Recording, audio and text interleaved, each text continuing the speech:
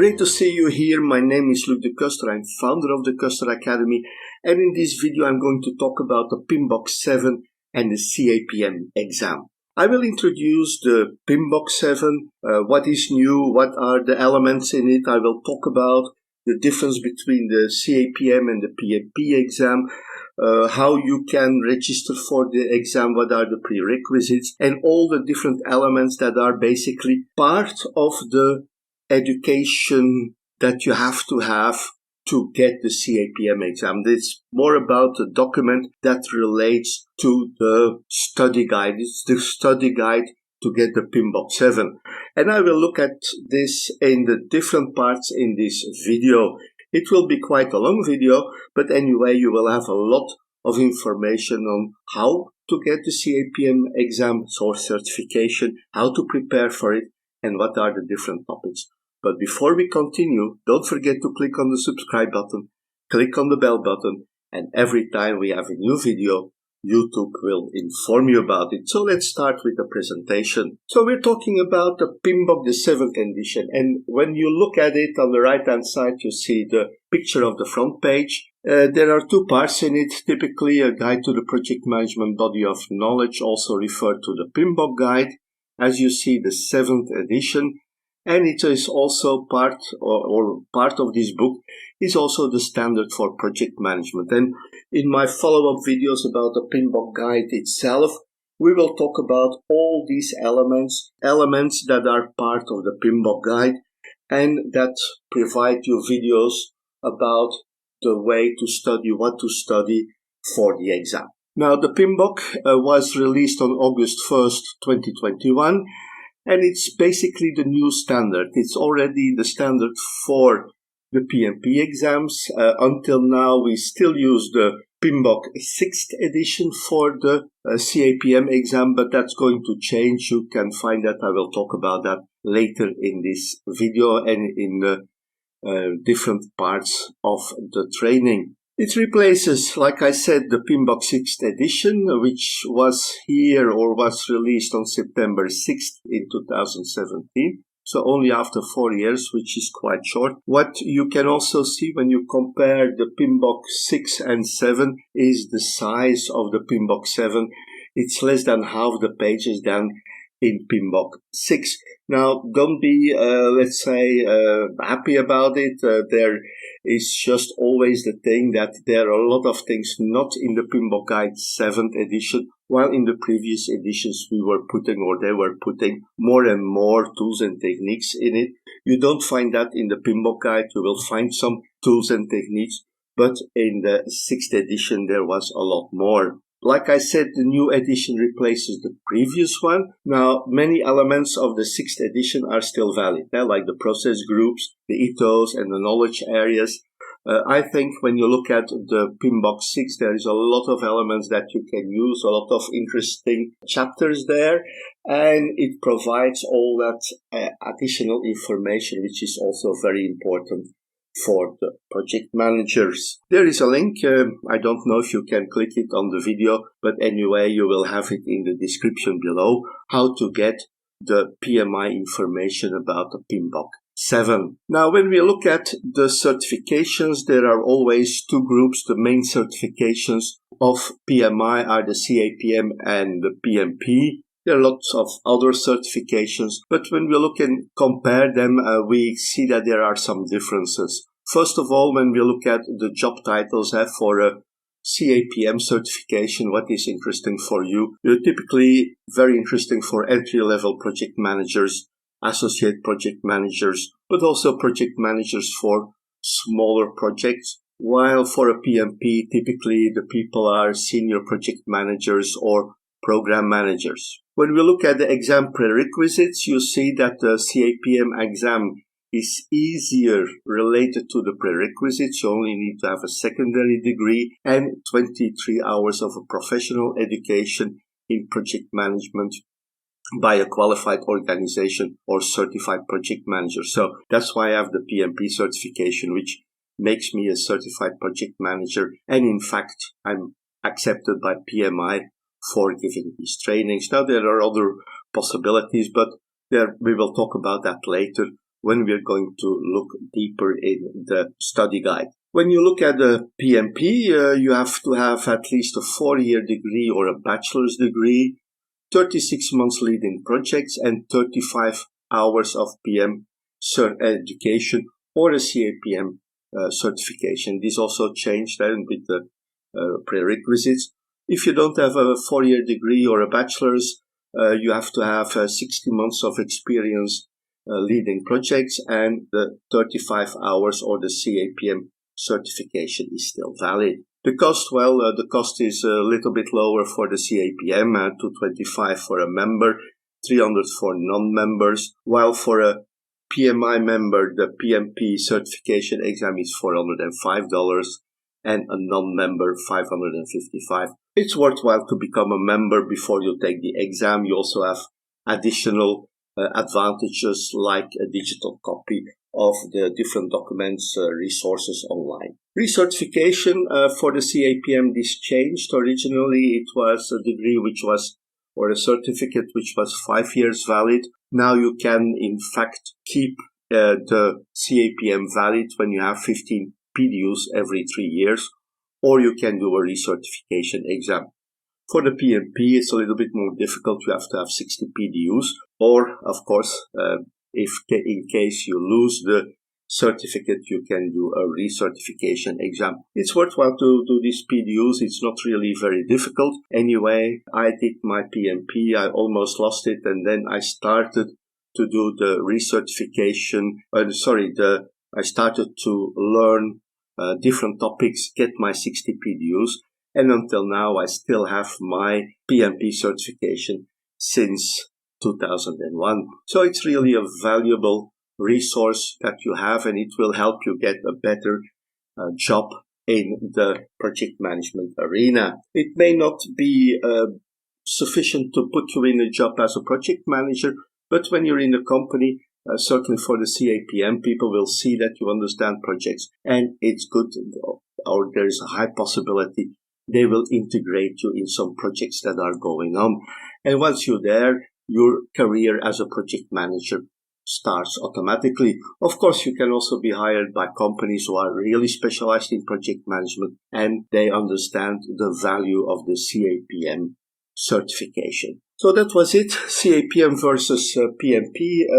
The main lesson here is that the prerequisites for the exam and the completion of the form, the application for taking the exam is a lot easier for the CAPM. When you want to register for the PMP exam, you have to provide a lot of information about past projects, references. Now, sometimes you are audited, not all the time. And in case you are audited, you have to prove all the things that you wrote down in your application. If they find out you've been cheating, very bad, because once they find that out, it's against the code of ethics, and probably you may be scrapped forever from the possibilities of getting a PMI certification. Now let's have a look at some elements that you can find on the PMI website.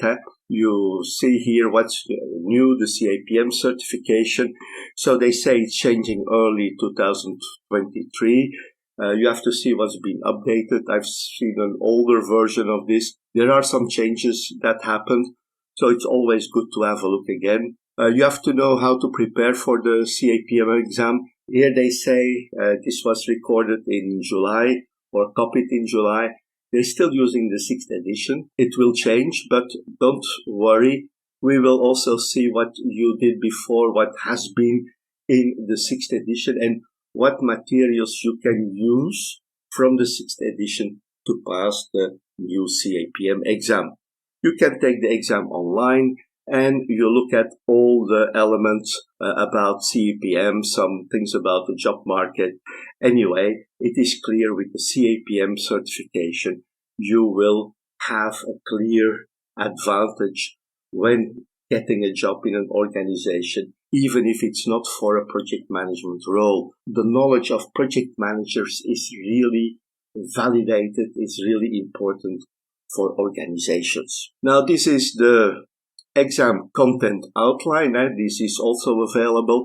Here you see all the different elements about the CAPM, and this is what we're going to talk about, what is important for that exam. You will see that the elements that are in here give you clear instructions about the elements that you have to know, the skills to pass the certification exam. Let's go back to the CAPM exam. Like I said, the prices at $225 or $300. Prerequisites as secondary degree, typically high school, associate's degree or global equivalent, and a 23-hour project management completed by the time to take the exam. Like I said, you can have all those courses available. You have to get or maintain your CAPM. There are 150 questions to complete in 3 hours. And again, they only have 135 questions that count for your score. 15 are test questions. Yeah, you may say, what happens if I have those 15 test questions good and 15 other questions wrong? Well, I don't know. It depends on what type of questions you answered correctly and which ones are wrong.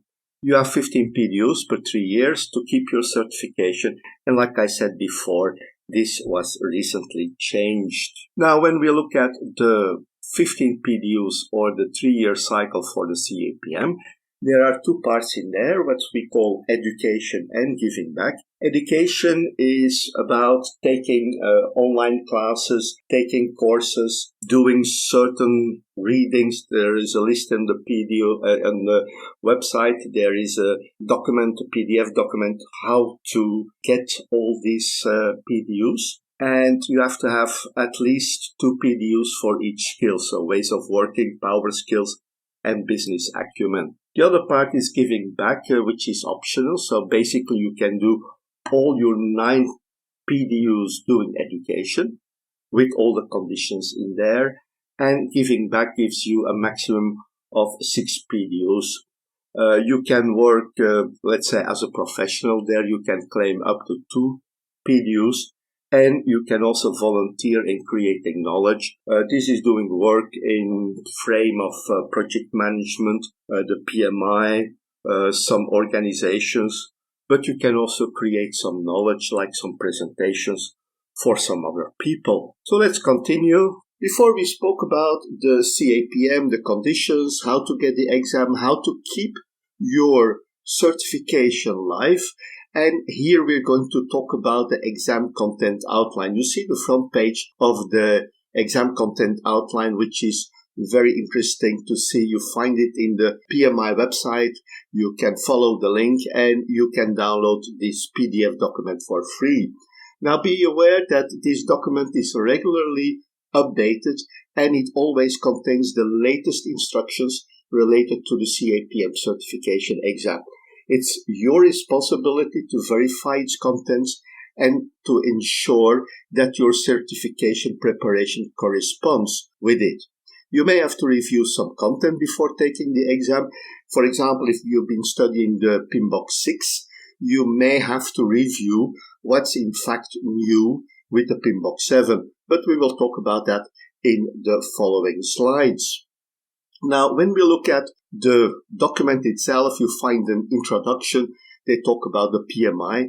And this is a very important part in the first element of the introduction, first paragraph. It says, this certification indicates knowledge of common practices used by an associate level project manager as outlined in the examination content outline. Now, what is basically the message here? It says that when you want to pass this exam, you have to understand what an associate level project manager has to know. That may be a very difficult question for some of you, but the education and the trainings will help you to understand what is important to know here. Now, there is another element in that document. Now, when you see the first part, you see finally there are noticeable differences between this updated CAPM ECO and the PMBOK Guide 7. While some are commonalities, it's important to note that the volunteer task force involved in the GPA study described previously were not bound by the PMBOK guide. The task force members were charged with outlining critical jobs of individuals at the entry and associate levels based on their experience and pertinent resources. Now you see here a list of possible resources, and typically any question that occurs in the CAPM exam should at least occur in 2 of those references. Now, there are more references that you can use. There is a lot of knowledge around. On the bottom, they say reading each book on the reference is not a requirement, but it can be helpful to review it. They give it as a courtesy to you, but you say, okay, they take distance from the content. So they don't always agree with the content, but there are references that could be very interesting for you. So it's very important to understand what is happening here. A lot of things, we will see that some of the elements that you find in the PMBOK 7 are not really well covered in there, but you find a lot of information still in the PMBOK 6, certainly in the first 3 chapters. And of course, a lot of tools and techniques that are described there also, which are not always described in detail in the PMBOK 7. Another element, when you look at the training, there are different ways to train. There are PMI authorized training partners. People can become a training partner with PMI. It's quite expensive to do it, and it depends on the business that you're doing. Some people do that. Before they had certified trainers or education centers, which was a lot more interesting to do for the people. I know a lot of people didn't take part in the authorized training partners. On the other hand, there are a lot, and you can get courses that are pre-approved by PMI. Are they good? Well, you can try. I'd rather look at the 4 elements in red.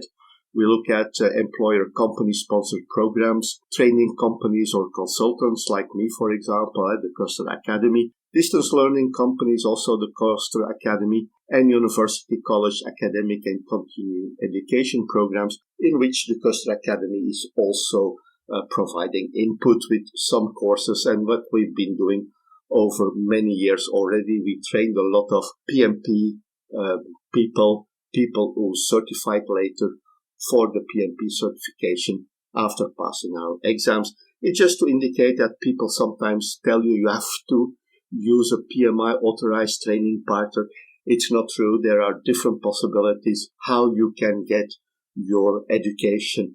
It's very important to see that the person or the company that is teaching the program, that they are in fact having the certain, let's say, references. Typically, they have people who are PMP or CAPM or program managers certified. They have PMI certifications. That is why I'm still keeping my PMP certification valid. Anyway, you see, these are the elements where you can find it. People sometimes say, yeah, but you're not a registered provider or you're not an authorized training partner. It's not important. You will get a certificate when you finish a course with the Custer Academy, and that certificate will help you to register for your CAPM or PMP exam, depending on what course you are taking. What is the content outline? When we look at the questions, those of you who looked at the old CAPM or the PMP, you will see that there are major differences. Now there are 4 domains, and in each of these domains we will have different elements about the domain itself. The first domain is project management fundamentals and core concepts, which takes 36% of the test.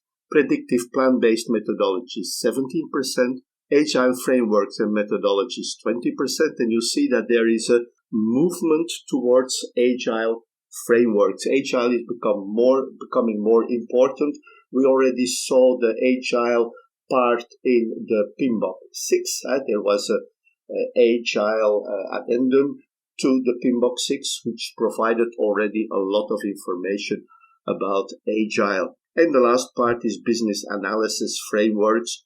27%, of course, adding up to a total of 100%. We will be looking into the following items, presentations and videos into these 4 domains, and we will give a summary of what has to be known to pass the questions related to that domain. What you can also find in the outline, the examination content outline, you find first of all the definition of a domain as a high-level knowledge area that is essential to the practice of project management. In that domain you find the tasks, which are the underlying responsibilities of the project team member, which in each domain area, and the enablers are illustrative examples of the work associated with the task. Now, enablers are not an exhaustive list. It's always saying minimally, and it gives you a number of examples, but there may be hundreds of different examples. It helps you to understand what the task is about. So that was it for this part. Let's have a look at the next part of this presentation. The first domain that we have in the PMBOK exam, the CAPM exam, is Project Management Fundamentals and Core Concepts. It represents 36% of the total exam content. Let's have a look at the different tasks. The first task is to demonstrate an understanding of the various life cycles and processes. What are we going to see, or what do you have to know to understand and pass the questions related to Domain 1, Task 1? First of all, you have to distinguish between a project, program, and portfolio. We've seen that before in other courses in the PMBOK 6. This is something that you have seen many times and that you should know about, even if you followed a general project management training. The second element is to distinguish between a project and operations, or projects and processes. We've been talking about that before also. Very important to understand what are the main characteristics of a project and what is different between a project and an operation. The next element is to distinguish between predictive and adaptive approaches. And it's very important, since we have the PMBOK 6, that agile and adaptive approaches have been integrated. And it's very important to understand what the difference between those approaches is and how you can find the best approach to your project. You also have to distinguish between issues, risks, assumptions, and constraints. Of course, you have to talk about or be able to look at the review and the critique on the project scope. What is the scope about? How do we get it? And the management code of ethics. You have to be able to apply that to different scenarios. This was typically at the end. It was not part of the PMBOK, but you have to find, or you can find, this code of ethics in the PMI or on the PMI website, and you have to be able to apply its principles to different scenarios. You have to identify if a specific scenario is acceptable or not. And the last element in this task is to explain how a project can be a vehicle for change. Change is also a very new element in the PMBOK 7 because projects basically introduce changes into the organization. Can it be a new product? Can it be a new service? Can it be optimizations? Can it be reorganizations? These are all possible applications of projects related to change. Let's go to the second task. Here you have to demonstrate an understanding of project management planning. Now, these are elements which are related to different tools. You have to look at the purpose and the importance of cost, quality, risk, schedule, and so on. We talk about Gantt charts, scheduling, costing, budgeting, these items that we've seen in many project management courses, and you should know them. You have to distinguish between the different deliverables of a project management plan versus a product management plan. distinguish differences between a milestone and a task duration. Milestones are moments in time, and a task duration is the time that it takes to finish a task or an activity. Now, you have to determine the number and type of resources in a project. This is more about resource management. You have to allocate resources in order to complete the activities, and you have to allocate them to the different activities and tasks. You have to keep risks in a risk register. When you have the different risks that occur or can occur or occurred, you have to put them in a risk register so you can use it later for review and, let's say, improvement of your risk management plan. Stakeholder register, also very important. Who are the stakeholders? What are they? Stakeholders management is very important.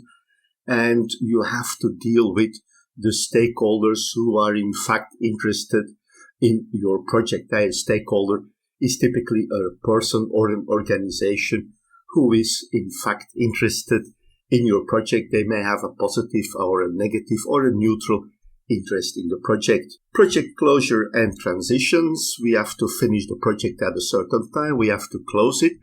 And typically a project is transitioned to a next step, to the operations part, for example, of your customer or your internal operations, so that the people can work, they can deal with issues related to the project like help desk services and so on. It's very important to close a project, because when we finish a project, there are still elements that we have to do. It's not finished yet, so the project only is completed after closing is finished. Demonstrate an understanding of project roles and responsibilities, the third task in this first domain. First of all, you have to compare and contrast the roles and responsibilities of project managers and project sponsors. What is the difference between them? The project manager will be in lead of executing the project, creating the deliverables, realizing the outcomes, while the project sponsor is in fact supporting, can be the customer, is helping you to achieve these goals. Compare and contrast the roles and responsibilities of the project team and the project sponsor. The people working on the project are important here. Explain the importance of the role of project manager. There are different roles. He can be, or she can be, an initiator, listener, coach, working member, facilitator, different, let's say, roles that the project manager can fulfill. We have to explain the differences between leadership and management. This is a part which in the PMBOK 7 is really not very well explained, but you can find elements of this and a very good explanation in the chapter 3 of the PMBOK version 6. Of course, there are a lot of other books about this, and you can also use those or general management knowledge or leadership courses that you had before. Explain emotional intelligence, EQ, and its impact on project management. You have to understand how understanding people, it's not about intellect only, the IQ, but it's also about the emotional part of dealing with people. How do we deal with people? What do we do? How do we arrange everything? So these are the different elements that you have to understand as part of Domain 1, Task 3. Let's have a look at Task 4. Determine how to follow and execute planned strategies or of frameworks, for example, communication, risk, and so on. First, you have to give examples of how it is appropriate to respond to a planned strategy or framework, for example, the communication risks, etc., and explain project initiation and benefit planning. These are the main tasks, the main elements of Task 4. Only 2 elements that are important here. Now let's have a look at Task 5, demonstrate an understanding of common problem-solving tools and techniques. First, you have to evaluate the effectiveness of a meeting. Meetings, very important. How do we deal with them? How do we organize them? How we make them effective? And so on. And the second part in this 5th task is to explain the purpose of focus groups, stand-up meetings, brainstorming. These are all kinds of tools that you can use to manage the project to get certain outcomes of meetings? How do you deal? How do you solve problems? And so on. So that was it for task 5. This was it for domain 1. We will continue with domain 2 in the following slides. But the domain 2 is about the predictive plan-based methodologies, which is about 17% of the total content of the exam. So let's have a look at the first task in domain 1. Task 1 is about explaining when it is appropriate to use a predictive plan-based approach. It's important to understand that although the world has become more and more agile, agile is not the only solution. Plan-based approaches are still applicable, but we have to understand what are the best conditions to have this plan-based or predictive approach. The first thing we have to do is we have to identify the suitability of a predictive plan-based approach for the organizational structure. We have to see how stable is the organization, how stable are the projects. Is it really a good choice to choose for a predictive plan-based approach? Second thing is to determine the activities within every process. The third element we have to look into is to give examples of typical activities within the process. And the last element, distinguish the difference between different various project components. So these are the elements we have to understand as a part of task 1. We have to find out, is our project in the given circumstances a good project for an adaptive approach, or is the adaptive approach the best way to go on to continue with the project? Task 2, demonstrate an understanding of a project management schedule. Here we are looking at the schedule. We look at the critical path method or the critical path methods, the different scheduling and calculations methods. Remember the activity on the arrow, the activity on the node, calculating the duration of the project of the different paths, finding the critical path. We have to calculate schedule variance, what is happening with the schedule, with the plan. How is our actual schedule going? Where is the project going? Are we ahead of the calendar? Are we late? These are the things we have to evaluate, and schedule variance is also an element which comes back in the area of earned value management. Explain work breakdown structures. Breakdown structures are very important because they help us to dissect or to, let's say, decompose the project in simpler elements. It gives us the possibility to create a detailed project plan. We look at work packages. At the end of the WBS, we reach the stage of work packages. And a work package is, let's say, work that can be done by one team or one group, but work packages may also be small projects that we still have to decompose further. Now, typically reporting is done on the level of work packages. We have to look at a quality management plan. Quality is very important. We want to be sure that our outputs are compliant with what we defined at the beginning. So we have to look at quality, and for that we have to build and implement a quality management plan. And last but not least in this task, we have to apply an integration management plan. How do we integrate everything together? The last task in this second domain, here we have to determine how to document project controls of predictive plan-based projects. We have to identify the artifacts that are used in predictive plan-based projects and, of course, calculate cost and schedule variances. Here again, we have the differences between the planning and the actual execution of the project. What are the cost variances? How do we do budget-wise? What are the schedule variances? So we also can use them to predict when the project will finish and how much the project will cost.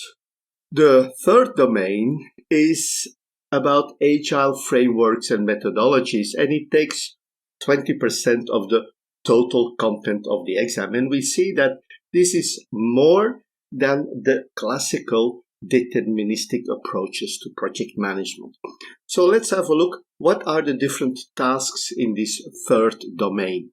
Task 1 is about explaining when it is appropriate to use an adaptive approach. When will we use an adaptive approach? Let's have a look at that. First, we have to compare the pros and cons of adaptive and predictive plan-based projects. So we have to see what are the different elements. We have to see what are the advantages, what are the elements that are in fact telling us that this project may be a good candidate for an agile approach instead of a plan-based approach. The second thing we're going to do is that we have to identify the suitability of adaptive approaches for the organizational structure. How is the organization dealing with projects? Are they more in a deterministic approach? Is it possible to have a deterministic approach, or can we use an adaptive approach? There are different ways the organization can look at those different ways of dealing with projects.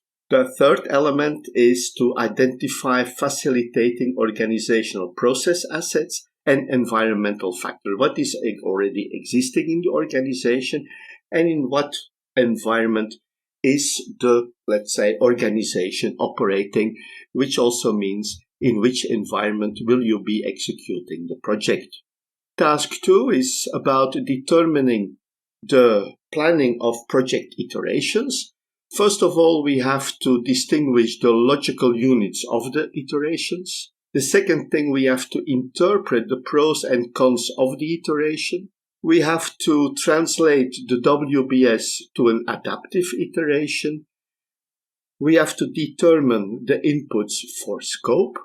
And finally, we have to explain the importance of adaptive project tracing versus predictive plan-based tracking. So these are the different elements that we have to consider when we are looking at the project iterations. Task 3 is about the documents to project controls for an adaptive project. How will we document that project? The main thing here is to identify the artifacts that are used in adaptive projects. What are those artifacts? How do we document everything? Now, these are the different elements that we have to consider. Task 4, explain the components of an adaptive plan. What are the different components? And we have to distinguish between the components of different adaptive environments. For example, Scrum, Extreme Programming or XP, Scaled Adaptive Framework, also called SAFe, Kanban, and so on. The final task in this domain is to determine how to prepare and execute task management steps. Here we have to interpret the success criteria of an adaptive project management task. And the second element is to prioritize tasks in adaptive project management. Now, when we look back at this overview of this third domain, you may have noticed that there are not so many elements about the agile or the adaptive approach in this domain, in the PMBOK 7, when we look at that later on. Now, these elements, when you consider them, you probably have to use the agile addendum that was given with the PMBOK 6. There you find a lot of information about agile projects, about the artifacts, and all the different elements that you need to know to pass the questions related to the third domain. Domain 4 in the exam content outline is about business analysis frameworks, and this is about 27% of the total questions that you will get on the exam. Business analysis has become more important because projects are in fact part of the business environment. They create the growth of the company, and we have to understand How does our project relate to the business model, the strategy of the company, of the organization? How will our project contribute? And it's very important to understand these elements, because whenever we make decisions, we have to understand that we are working, that we are taking those decisions in a business environment. So let's have a look at the different tasks in this fourth domain. First, demonstrate an understanding of business analysis roles and responsibilities. First, you have to be able to distinguish between stakeholder roles, like process owner, process manager, product manager, product owner, and so on.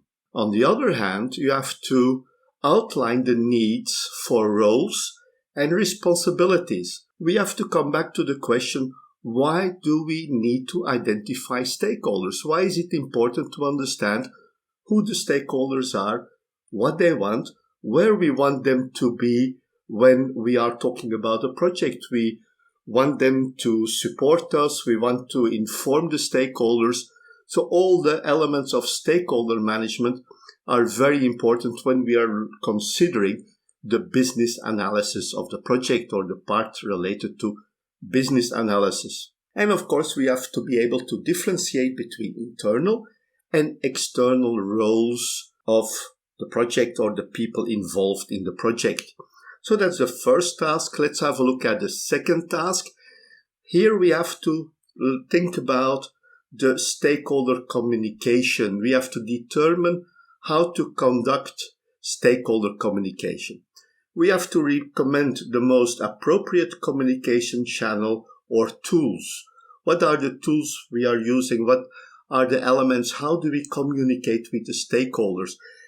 Remember, this was an important knowledge area in the PMBOK 6. We know all these things about communication, and we have to understand how to use it in the business environment related to the project. We have to demonstrate why communication is important between various teams. We've been talking about communication a lot, but communication is very important. So we have to understand why is it important that this communication between the teams happens, and that it happens in the most efficient and effective way.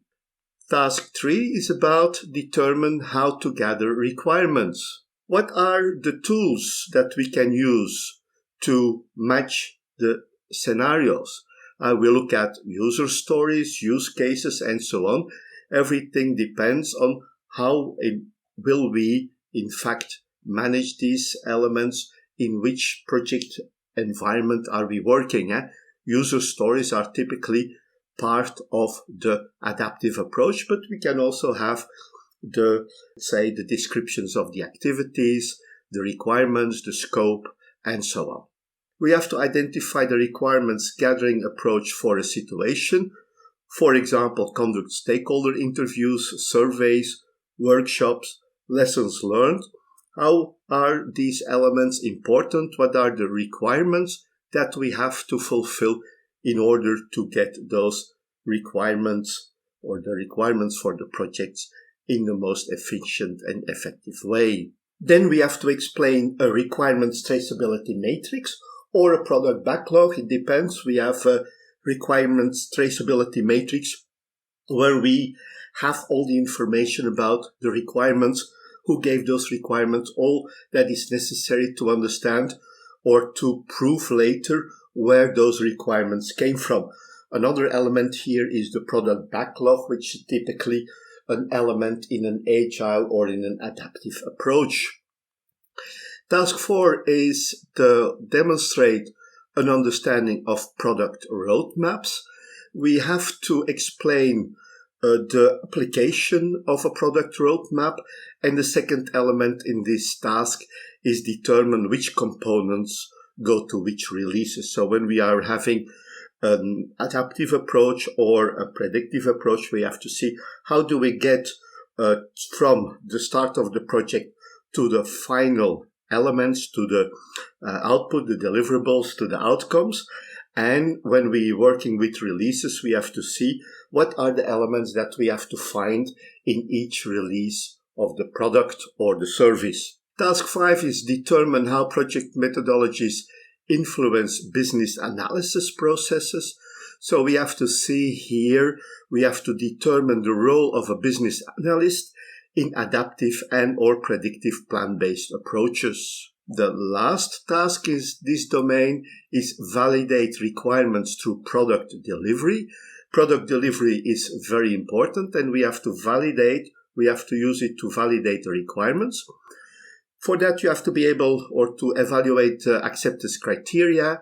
Here we have the action of defining changes based on the situation. And certainly when we have changes, we have to see what's happening. We have to find out how can we accept the deliverables and validate that we have achieved the requirements. And this is typically done through product delivery. Determine if a product is ready for delivery based on the requirements, traceability, or product backlog. So these are the different tasks in the fourth domain. And this is also the end of this video and the videos that we made about this. This was about the exam content outline. So let's have a look at some conclusions before we finish. First of all, the PMBOK Guide 7th edition is not the only resource. And to pass the CAPM exam, it is important to understand that many questions will come from other sources. It's only a guide. It's not the totality of the knowledge. It will be impossible to put it in one book, or you find a lot of other books, a lot of other information that will help you to pass the CAPM exam. What we can do when you follow courses, we can provide guidance and provide questions to test your knowledge. However, we cannot provide all the knowledge. This would be impossible. There is a lot of experience involved, a lot of self-study, a lot of interest that you can follow, talking with other project managers, understanding what the project management profession on the level of CAPM is about. Some more conclusions. Although PMBOK 6 is no longer a reference, there are still a lot of topics that will help you pass the CAPM exam. There's a lot of information in there which is still valid, and I already mentioned it at the beginning, and the PMI also refers to these elements. So it's also the PMI that still say there is a lot of information there. When we look, for example, at leadership and management, the 3rd chapter of the PMBOK 6 is a very good reference for this. Another element which is important, the CAPMA is Agile oriented, but it doesn't contain a lot of information. There is not a lot of information in the PMBOK 7 about it. What we also recommend is that you also use the Agile Practice Guide and other references that are given in the examination content outline. The Agile Practice Guide provides you with a lot of information about Agile projects in an adaptive environment. So this is also a very important source of information. And when you will look into the videos that we have related to the PMBOK 7, when we look at the standard for project management and the PMBOK guide itself, you will see that there may be a lot of elements which are not really explained in depth. You will have to study those using other references, other courses of project management. You may have had a course in project management, classical project management. In the Custer Academy, we have a lot of courses about project management, basics of project management. We have fast track, we have quality, we have earned value management, we have risk management. All these things exist. What is in fact important is that you get your 23 hours. You can get that with all the courses that you can find. It's easy to get those 23 hours. But what is the trick? Well, the study for the CAPM certification exam is a little bit different. It's differently oriented. It's not always about these classical courses that you have had. And we recommend, if you want to pass the CAPM exam or a PMP exam, which we also provide, it's always best to have a specific CAPM certification preparation course to help you understand how the CAPM exam works. It provides a lot of questions typically related to the exam. We cannot share the exact questions because they're all, let's say, kept by the PMI. Even when you finish an exam, you cannot share those questions. Nevertheless, we are professionals. We have been doing this for a long time, and we, in fact, make our own questions which are possible and that are part of the CAPM knowledge that you should know. So that was it for the CAPM PMBOK 7th edition and the exam content outline. It was great having you here. Don't forget to click on the subscribe button, click on the bell button, and every time we have a new video, YouTube will inform you about it. So thank you very much and bye-bye.